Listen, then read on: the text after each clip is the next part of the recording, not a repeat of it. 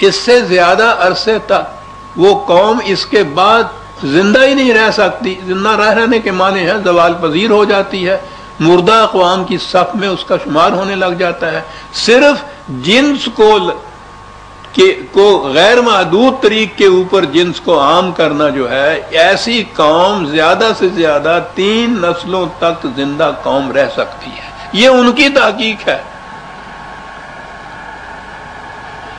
قرآن نے پہلی چیز یہ قرار دی کہ جن کے ہاتھوں سے یہ نظام بروئے کار آئے گا، معاشی نظام شیخ صاحب پانی چاہیے. پہلی چیز ان کے اندر یہ ہے کہ جنسیات کو وہ ان حدود کے اندر رکھیں گے جو قرآنی یا وحی کے ضابطۂ اخلاق نے متعین کی ہے، اور وہ غیر متبدل ہے. اور اس کا طریقہ بتا دیا، نکاح کا طریقہ ہے. اب اس کے اندر ما ملکت ایمانہم بھی ایک لفظ آیا ہوا ہے. شکریہ. یہ بھی ایک دوسرا موضوع ہے، وہ جو کہتے ہیں صاحب غلام اور لونڈیاں، اور قرآن کے اندر یہ بار بار آیا ہے ما ملکت ایمانہم، بیویاں یا لونڈیاں. تو میں چند الفاظ میں دہرا دوں، بات تو کئی دفعہ آ چکی ہے درس کے اندر. نزول قرآن کریم کے زمانے میں ویسے تو ساری دنیا کے اندر ہی غلامی عام تھی، اور عربوں میں خاص طور پر بڑی کثرت سے تھی. مرد غلام اور عورتیں لونڈیاں. وہ جنگ کے قیدیوں کو بھی اس طرح سے بناتے تھے، غلام اور لونڈیاں، اور پھر یہ بکتی بھی تھی، تبادلہ بھی ان کا ہوتا تھا. پھر وہ دوسرے ممالک تھے جو ان سے بھی زیادہ کمزور تھے، وہاں سے یہ اغوا کر کے بھی لے آتے تھے. تو گویا یہ بڑی عام چیز تھی، اور یہ معیوب نہیں تھی، معاشرے کا ایک جز بن چکی ہوئی تھی.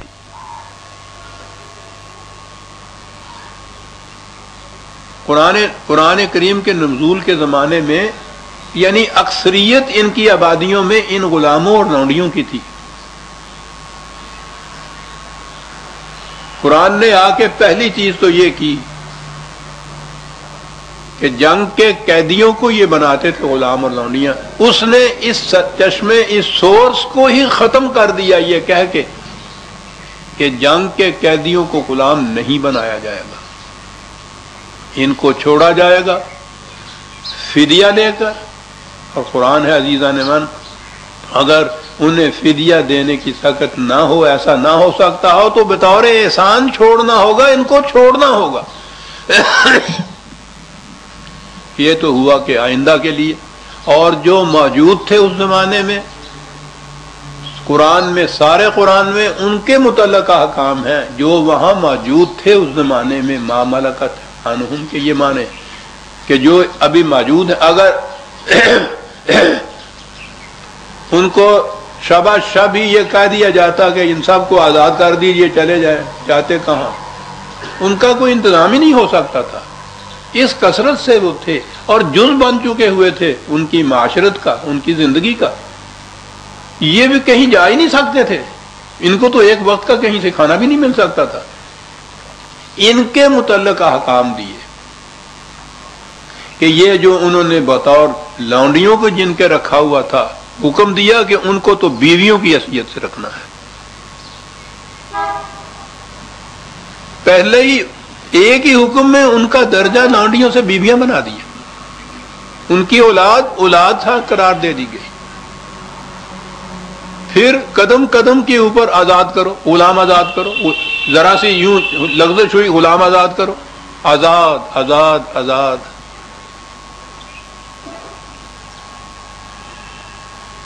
آہستہ آہستہ ان کو یا تو اپنے معاشرے کا جز بنا لو یا آزاد کرو. اور یہ ہے کہ آزاد کرتے وقت اگر دیکھو کسی غلام میں صلاحیت ہے کما کے کھانے کی، لیکن اس کے پاس سرمایہ نہیں ہے، تو اس کو خود سرمایہ دے کے اس قابل بناؤ کہ وہ خود کما کے کھا سکے. قرآن کے احکام ہیں یہ.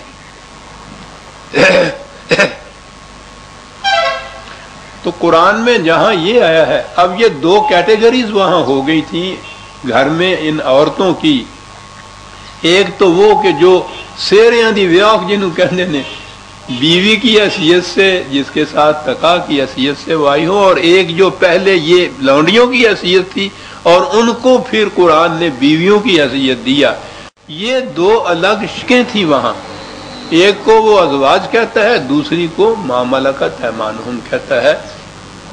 ان کے ہاں پھر پوزیشن اور درجے میں کوئی فرق نہیں تھا۔ اور اس کے بعد کی جو بات ہے پھر وہ ہمارا دور ملوکیت ہے۔ قرآن نے تو یہ کیا، اور انہوں نے زمانہ قبل از اسلام کی ہر قسم کی جتنی غیر اسلامی ہوا تھی سب اپنے معاشرے کے اندر رائج کی۔ جب مملکت ہی انہوں نے یا حکومت ہی انہوں نے مشاورت کی بجائے ملوکیت بنا دی، تو پہلے مملکت ہی غیر اسلامی ہوئی تو اس کے اندر پھر اسلام رہنا کہاں تھا؟ ہر چیز غیر اسلامی آئی، غلام اور لونڈیاں بھی آئیں پھر سیلاب کی طرح آئیں۔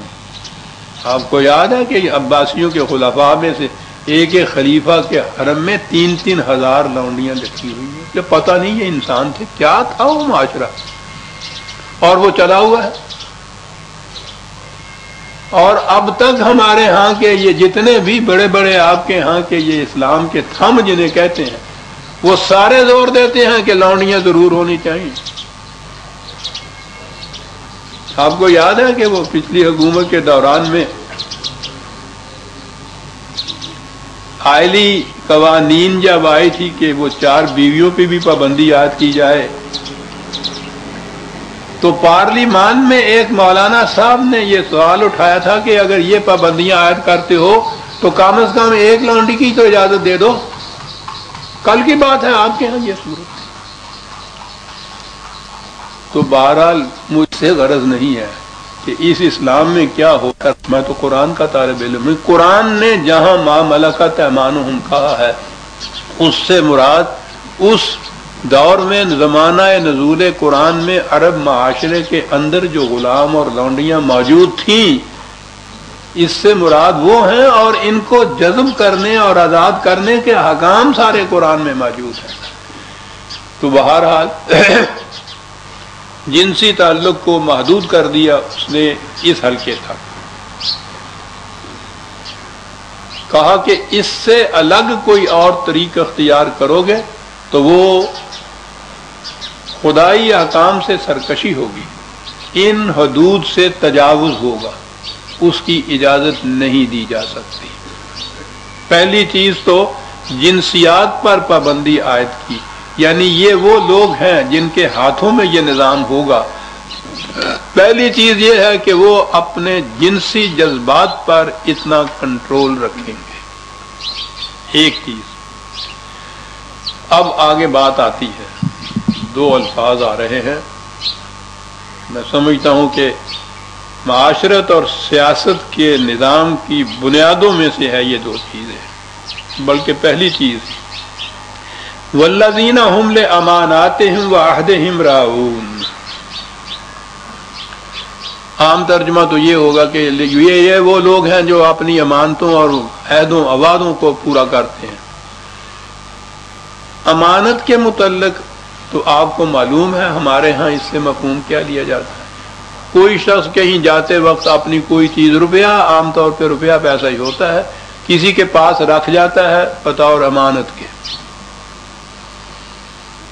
اور پھر وہ واپس آتا ہے تو وہ اگر امین ہے، دیانتدار ہے، تو وہ اسے واپس دیتا ہے۔ امانت کے یہی معنی ہمارے ہاں ہیں۔ قرآن کا جو تصور ہے مملکت، حکومت، سوسائٹی، معاشرے کا، اس میں اس امانت کو بڑی بنیادی حیثیت حاصل ہے۔ پہلی چیز تو یہ کہ یہ امانت جو ہے کبھی غور نہیں کیا کسی نے، مادہ اس کا بھی امن ہے، الف میم نون،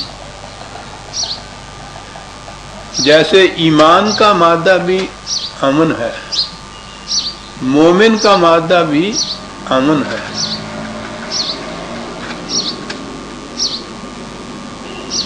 اور اسلامی معاشرے کی جو بنیادی خوشگوار خصوصیت بتائی ہے وہ لا خوف علیہم ولا ہم یحزنون ہے۔ انہیں کسی قسم کا خوف نہیں ہوگا، امن ہوگا۔ قرآن نے کہا یہ، یا قرآن نے جو کہا ہے وہ ذرا بعد میں آئے گی بات۔ نظام